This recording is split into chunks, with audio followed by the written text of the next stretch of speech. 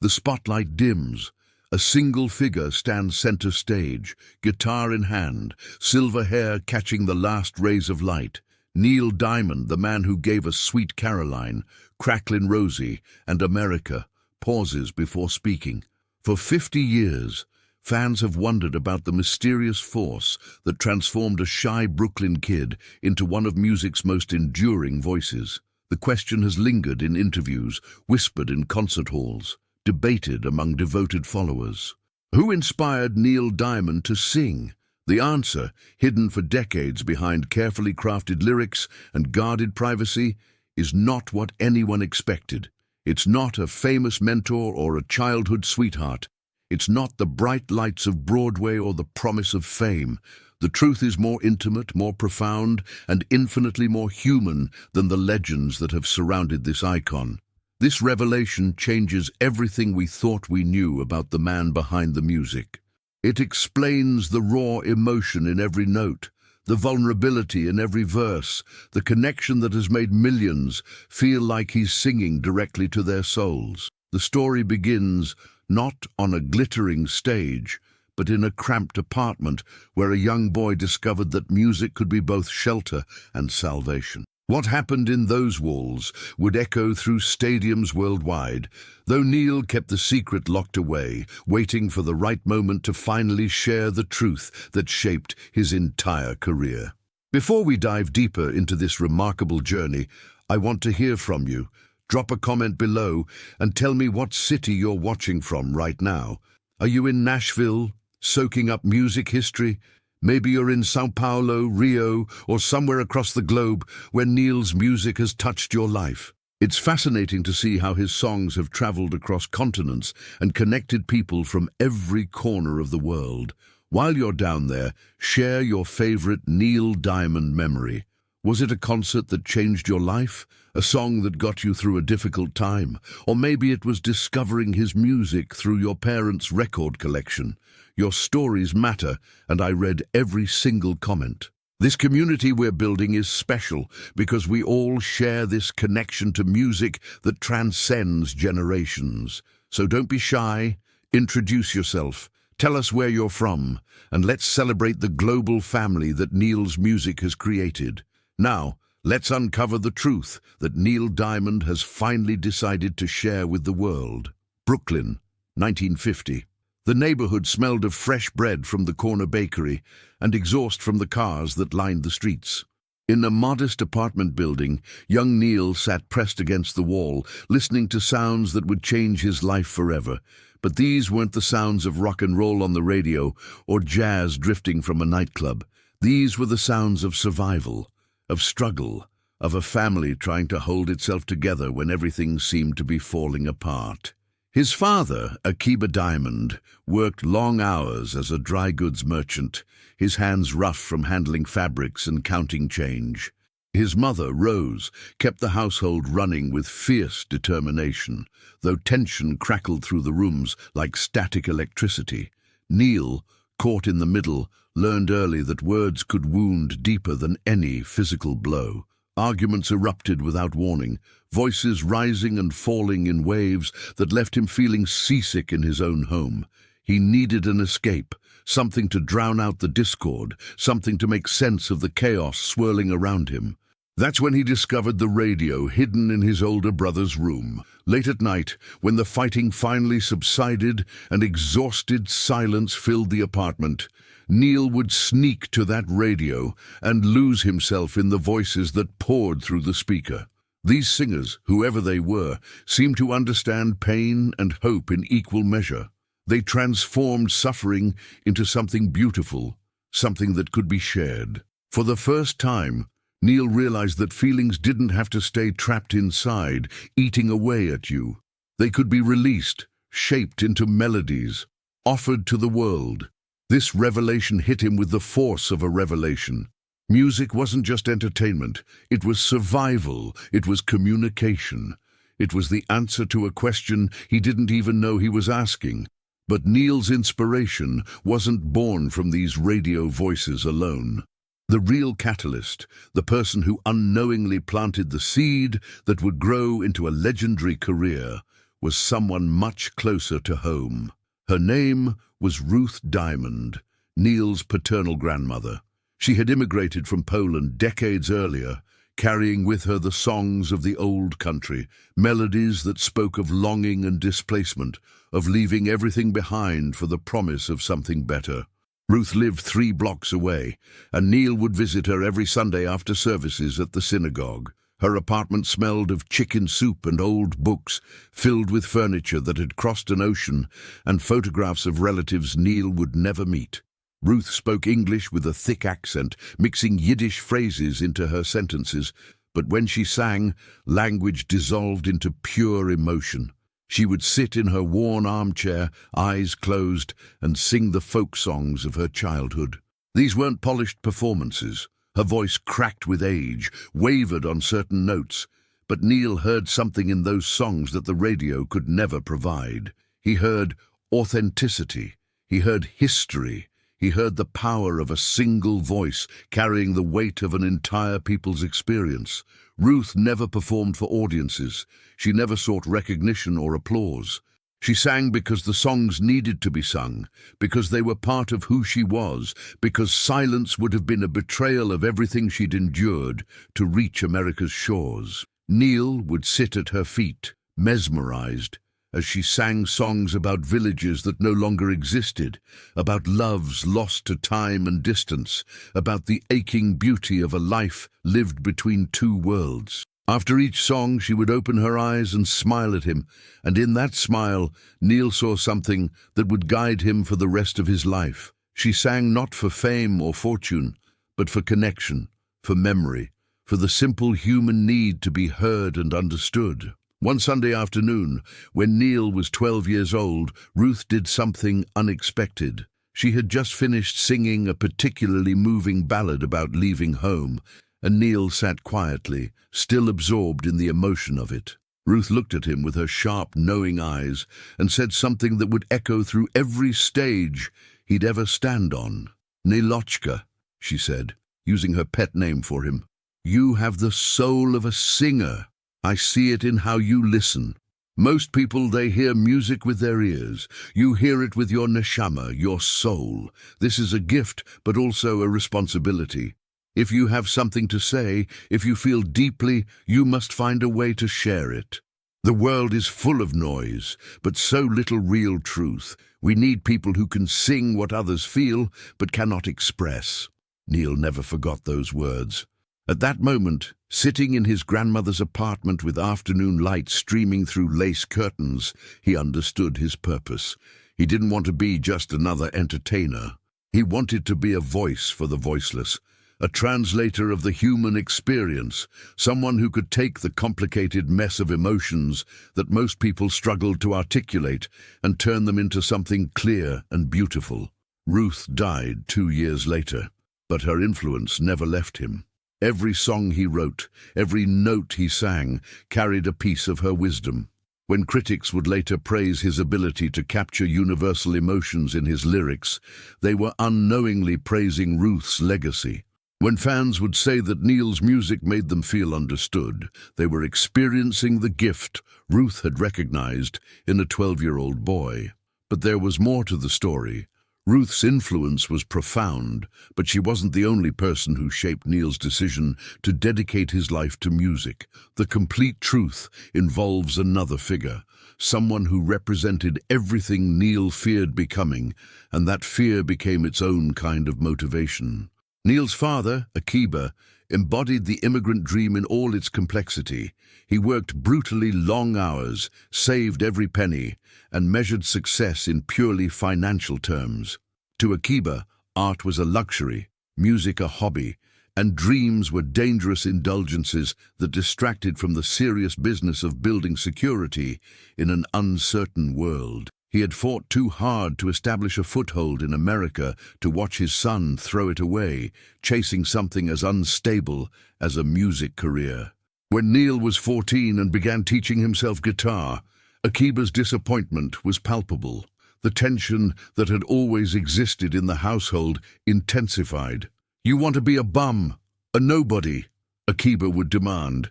his voice heavy with an accent that years in America had never quite erased. "I came to this country with nothing, nothing. Do you understand? I worked so you could have opportunities, so you could be a doctor, a lawyer, something respectable. And you want to waste it playing guitar."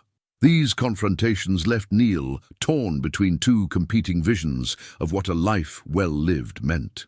Part of him understood his father's perspective.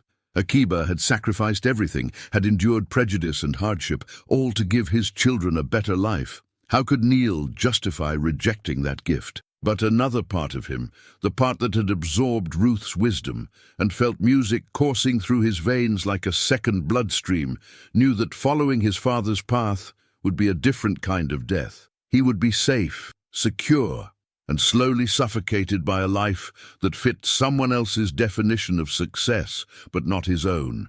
The fear of becoming like his father, of reaching the end of his life having never pursued what truly mattered, became a powerful motivator. Neil didn't want to look back with regret, wondering what might have been if he'd only had the courage to try. This fear drove him to practice guitar until his fingers bled. It pushed him to write songs in notebooks he hid under his mattress. It gave him the strength to apply to NYU on a fencing scholarship while secretly planning to study music. Akiba represented the safe path, the expected path, but also the path of dreams deferred and passions buried.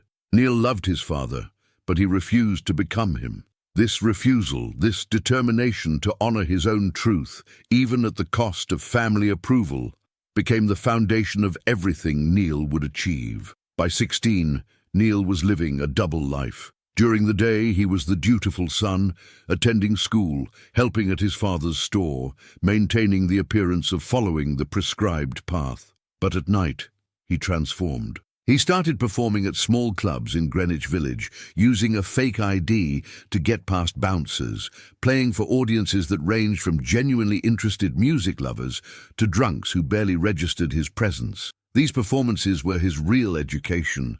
Ruth had given him the spiritual foundation, the understanding that music was about truth and connection. His father had given him the fear of a wasted life, the urgency to pursue his dreams before time ran out. But these dive bar performances taught him the practical realities of being a musician. He learned to read a crowd, to adjust his energy based on their response, to develop a stage presence that could cut through the ambient noise and cigarette smoke. He bombed constantly at first. Songs that seemed profound when he wrote them in his bedroom fell flat in front of actual audiences. His voice, which he'd always thought was decent, sounded thin and uncertain through cheap sound systems. His guitar playing, adequate for solo practice, seemed amateurish compared to the seasoned musicians who shared the bills with him. Every failure stung, but Neil kept coming back. He had to. The alternative, giving up and accepting his father's vision of a safe, respectable, soul-crushing career, was unthinkable. One night, after a particularly disastrous set where technical problems and his own nervousness combined to create a perfect storm of musical failure, Neil sat in an alley behind the club, head in his hands, wondering if he was deluding himself. Maybe his father was right. Maybe this was an impossible dream, a childish fantasy that he needed to grow out of. An older musician, a blues singer named Johnny, who'd been in the business for decades, came out and sat beside him. "Rough night, kid?" Johnny asked, lighting a cigarette. Neil nodded, not trusting himself to speak. "You know what separates the ones who make it from the ones who don't?" Johnny continued. "It's not talent. Plenty of talented people give up. It's not even luck, though that helps. It's whether you can keep going when everything's telling you to quit. You got something to say with your music?" Neil thought of Ruth, of her songs that carried the weight of history. He thought of the emotions he was trying to capture, the stories he wanted to tell. "Yes," he said, "then say it. Keep saying it until someone listens." Those words sustained Neil through the lean years that followed. He dropped out of NYU after his freshman year, a decision that created a rift with his father that would take years to heal. Akiba saw it as the ultimate betrayal, the final proof that his son was throwing his life away. For a time, Neil and his father barely spoke, communicating only through Rose, who tried desperately to mediate between two stubborn men who loved each other but couldn't understand each other's choices. Neil moved into a cramped apartment in Manhattan with 3 roommates, working day jobs as a waiter, a postal worker, anything that would pay the rent and leave his nights free for music. He wrote constantly, filling notebooks with lyrics and melodies, trying to capture the complexity of human experience in 3-minute songs. The songs from this period would later become some of his most beloved hits, but at the time, they were just desperate attempts by a young man trying to prove he hadn't made a terrible mistake. He pitched songs to publishers who told him his work was too personal, too emotional, not commercial enough. He performed at clubs that paid him in drink tickets instead of cash. He went to bed hungry, more times than he'd ever admit to interviewers later, but he kept going. The memory of Ruth's faith in him, the fear of becoming his father, and Johnny's simple advice, these 3 forces combined to create an unshakable determination.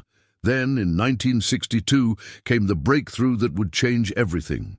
Neil wrote a song called Solitary Man in a single night, pouring out his feelings of isolation and his struggle to maintain his artistic integrity in a world that seemed determined to break him down. The song was raw, honest, and completely different from the polished pop dominating the charts. He recorded a demo and shopped it to every label that would listen, facing rejection after rejection. Most executives didn't know what to do with a song that was neither rock nor pop, neither fully commercial nor entirely artistic. It occupied a space uniquely Neil's own, and that made it a hard sell. But one producer heard something in Solitary Man that others had missed. He heard authenticity, emotion, and a voice that could make listeners feel less alone in their own struggles. The song was recorded, released, and while it didn't immediately shoot to #1, it began building a following. People who heard it felt recognized, understood, seen. This was what Ruth had meant by singing with the soul. Neil wasn't just entertaining people. He was connecting with them on a fundamental human level. Success, when it finally arrived, came faster than Neil had dared hope. Cherry hit the top 10. Sweet Caroline became a cultural phenomenon. Suddenly, the struggling songwriter was a star, playing venues that held thousands instead of dozens, earning money that would have seemed impossible just years before. But success brought its own challenges. Record labels wanted him to repeat his hits, to play it safe, to become a formula. Fans had expectations about what a Neil Diamond song should sound like.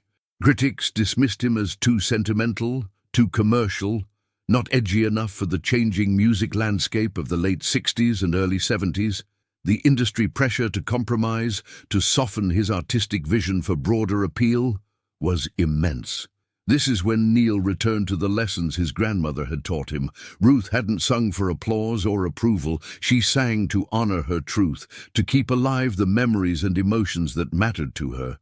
Neil realized he faced a choice. He could chase trends, trying to remain relevant by constantly adapting to what the market demanded, or he could dig deeper into his own authentic voice, trusting that honesty would always find an audience.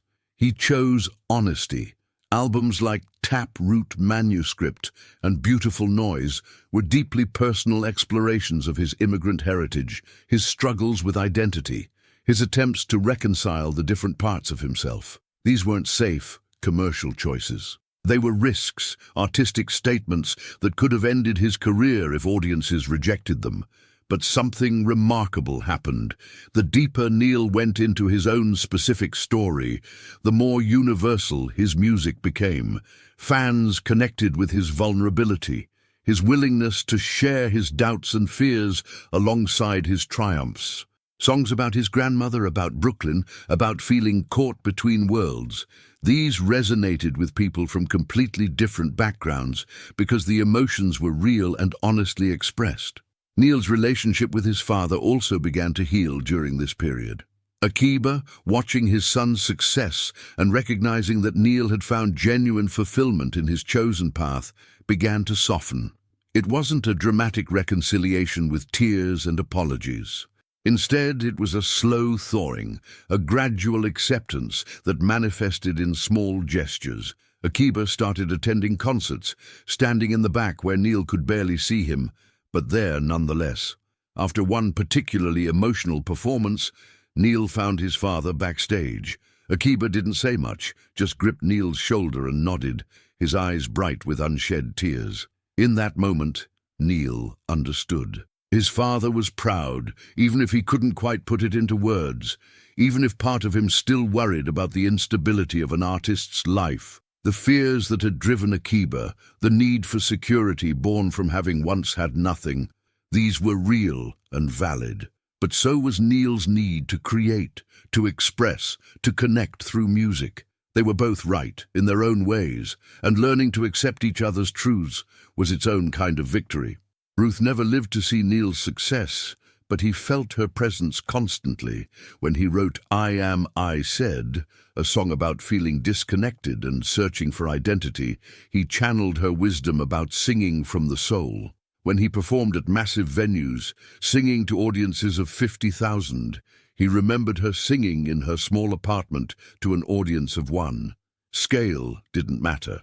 What mattered was the authenticity of the connection, the honesty of the emotion, the courage to be vulnerable. By the 1980s, Neil Diamond was an established icon, but the question that had always nagged at him remained.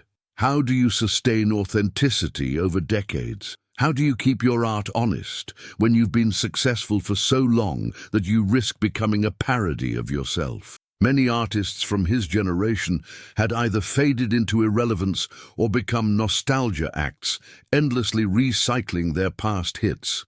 Neil refused both options. He continued writing new material, exploring new sounds, refusing to rest on his laurels. Some of these experiments failed commercially, receiving lukewarm responses from critics and fans alike. But Neil didn't see them as failures. They were necessary explorations, proof that he was still willing to risk, still trying to grow as an artist. Each album, each song, was a conversation with the lessons Ruth had taught him and the fears his father had instilled in him. The revelation Neil finally shared, after decades of carefully guarding his privacy, came during a concert in 2018. He had just been diagnosed with Parkinson's disease, and he knew his touring days were numbered. Standing on stage, he felt the weight of all those years, all those performances, all those songs. The audience, mostly long-time fans who had grown older alongside him, waited quietly, sensing something significant was about to happen. Neil spoke slowly, his voice carrying the same emotional resonance it always had. Even as his body betrayed him with tremors he could no longer fully control. "I've been asked my whole career who inspired me to become a singer," he began. "People assumed it was Elvis or Sinatra or some famous musician I idolized. The truth is simpler and more complicated than that." He told them about Ruth, about her songs carrying the pain and hope of immigration, about her wisdom that music was about truth, not performance. He told them about Akiba, about the fear of living an inauthentic life, about the painful journey toward reconciliation. He told them about the scared kid in Brooklyn who discovered that music could transform suffering into something beautiful and shareable. "My grandmother inspired me to sing," Neil said, his voice breaking slightly. "But my father inspired me to never give up on what mattered, even when it would have been easier to quit. Together, they gave me everything I needed to do this for 50 years. They taught me that music isn't about fame or success. It's about being honest enough to share your truth and hoping it resonates with someone else's experience." The audience erupted in applause, many crying openly, recognizing in Neil's story echoes of their own struggles between practical necessities and dreams, between family expectations and personal fulfillment. This moment crystallized what Neil had been doing his entire career. He had been honoring Ruth's memory by singing his truth, and he had been proving to his father that dreams weren't foolish indulgences, but essential components of a life fully lived. The standing ovation lasted nearly 10 minutes. Neil stood there, accepting their love and gratitude, knowing he had finally shared the complete truth about where his music came from. It wasn't a simple answer. It was a story of immigration and identity, of family conflict and eventual understanding, of a grandmother's folk songs and a father's pragmatic fears. It was the story of becoming Neil Diamond, the man who turned personal struggles into universal anthems that made millions of people feel less alone. As the applause finally faded and the concert continued, Neil sang with renewed purpose. Every note carried the weight of Ruth's wisdom and Akiba's sacrifice. Every lyric honored the journey from that cramped Brooklyn apartment to stages around the world. The revelation wasn't about revealing a celebrity mentor or a famous influence. It was about acknowledging that our greatest inspirations often come from the people closest to us, the ones who shape us in ways we spend lifetimes understanding. Neil's music, with all its emotional depth and universal appeal, was ultimately a love letter to his grandmother's faith and a reconciliation with his father's fears. That's the truth he finally revealed after decades, and it changes everything about how we understand the man behind the music. Now you know the real story, the one Neil protected for so many years before finally sharing it with the world. But this revelation opens up even bigger questions about legacy, about what we pass down to the next generation, and about what Neil Diamond's final years have taught us about art, authenticity, and what really matters when everything else falls away. The conclusion to this journey is even more powerful than its beginning, because it shows us not just where Neil's inspiration came from, but where it's going and what it means for all of us still searching for our own voices.